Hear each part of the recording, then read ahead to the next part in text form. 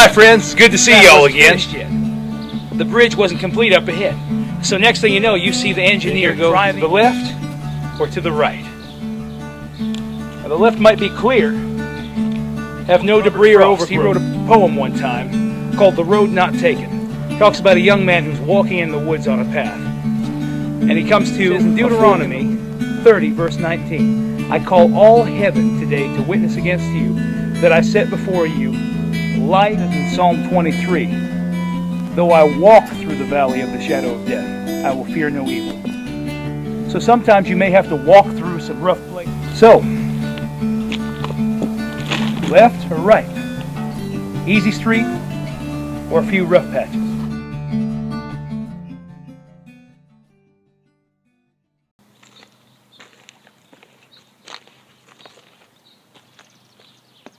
Hi friends, it's good to see y'all again.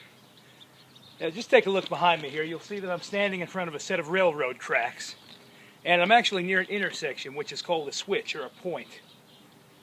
And you know, many times in Western movies, there would be an engineer on a train track, and he had to make a choice when he came to the switch or the point as to which way he was going to go. Was he going to go to the left or to the right? And oftentimes, he would get the advice from either the switch operator or one of his friends on the train or a co-worker. Oh yeah, take the one on the left. That'll take us to Chicago, no problem. And he would take the one on the left because it was clear, smooth sailing, no bumps. But he didn't realize the track wasn't finished yet.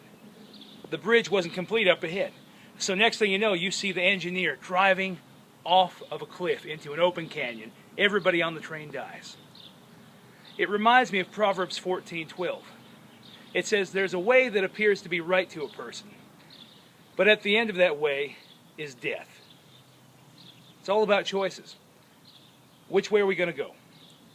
Are you going to go to the left or to the right? Now, the left might be clear, have no debris or overgrowth, and it looks like easy street. But it might lead to an open canyon, who knows? Now, the right may be overgrown, might have a few bumps and a few broken ties, but it could get you to your victory and your appointed destination. It's all up to you. Makes me think about the poet Robert Frost. He wrote a poem one time called The Road Not Taken. Talks about a young man who's walking in the woods on a path, and he comes to a fork in the road. One is well trodden, there are no weeds growing up, and it's smooth. It's been used many times. The other has vines growing over it, weeds all over the place, branches, a lot of overgrowth, dead leaves and debris. And the young man ponders for a while, and then he decides to take the road with the overgrowth, the one that's not taken. And he ends the poem by saying, I chose the road not taken, and my life has been changed because of it. So, you've got to ask yourself, what road am I on? And what road am I going to take? What track am I on? You know, it's all a choice. Life or death. Right or left.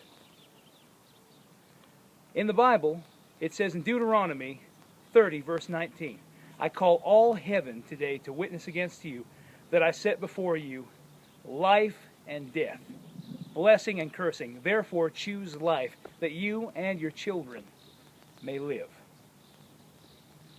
So maybe on your job, in your relationships, whatever it is, you might be at a decision point right now. You're at that switch. You're at the crossroads.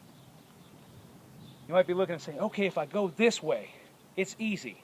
There aren't any obstacles. Other people have gone that way. It looks like the right choice. And then you may look the other way. You'll say, yeah, there are a lot of bumps. There's a lot of weeds growing up. It doesn't look smooth. I don't know. But I want to tell you, the way that looks rough may be the one that's the safest. The Bible says in Psalm 23, though I walk through the valley of the shadow of death, I will fear no evil. So sometimes you may have to walk through some rough places, but God has promised that He'll get you to the appointed destination. So, left or right? Easy street or a few rough patches? It's up to you. What track are you on?